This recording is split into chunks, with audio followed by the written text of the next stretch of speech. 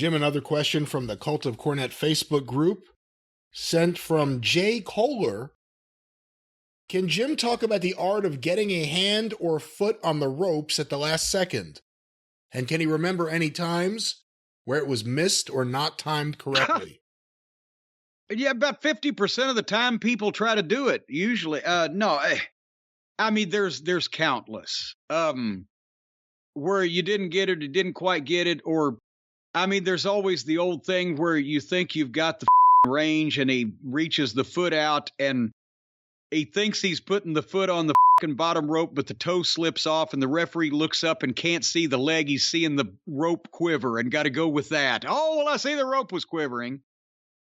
I mean, it's ring and spatial awareness, and really great workers always know where they are in the ring at every point. When they're taking a bump, when they're giving a guy a bump, when you're giving a guy a bump, especially if you're throwing him behind you, you know what's behind you, you know where you're throwing him, and you know where the ropes are to grab them or to catch them or to do whatever the fuck. And again, you kind of get the rhythm if you've worked with a referee. If there's a cover and one guy's covering the other guy and the referee goes down to count 1, 2, that guy on the bottom knows that from the first cadence of the first 2 counts how long he has to get, and it's a little more than a second, but you try to get it right there where it's a surprise. And Tommy Young, guys like that, were masters at holding up that count just an inch short because they see it in the nick of time. And then there's also more moving parts when the manager, which would be me on a lot of these, has to knock the foot off. So the foot has to be there at 2 so I can knock it off right before 3. And then the referee looks up and calls for the bell. So the cover happens. The referee counts 1. At 2, the foot goes on the bottom of the rope, and I'm right there to sweep it off as soon as people have seen it.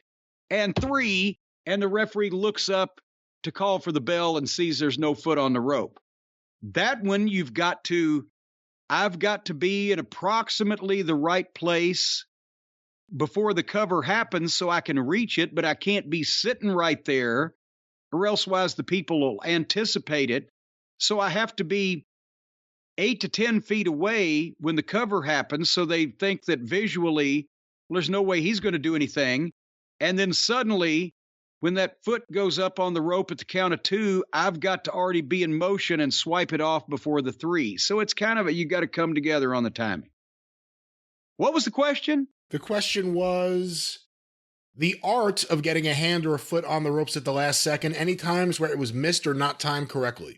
Well, yes, and I can't call one right now, but there's been countless over the years in wrestling where either couldn't quite get it, didn't get it, or late save or late whatever. It just happens because you're doing it live in one take in front of a crowd on all 4 sides. Was Ric Flair the best at getting his foot on the rope? Well, he always knew where he was, I'll tell you that. And that was a part of it that, especially in the old world title matches, when the challenger could press the champion far enough that when the champion was covered, he didn't kick out, he had to get a foot or a hand or something on the ropes, that would get an audible pop from the people. Not like, yay, like he got it, but like, ooh, he's about to go down. That kind of thing. It's showing weakness.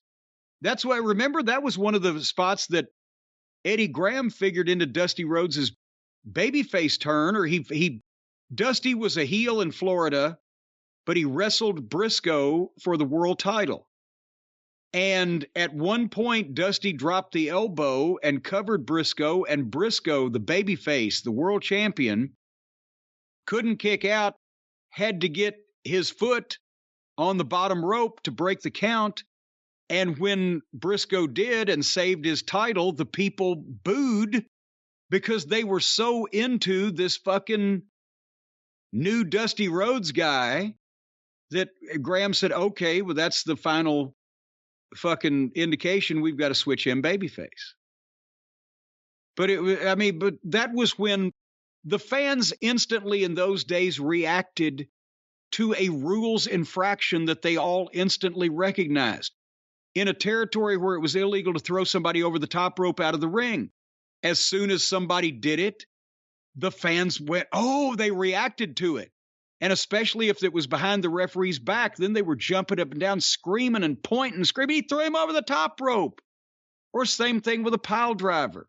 Or the same thing with the fans all knew the rules of the wrestling matches to the point where they would pop if they were broken in the match, especially if the referee didn't see it.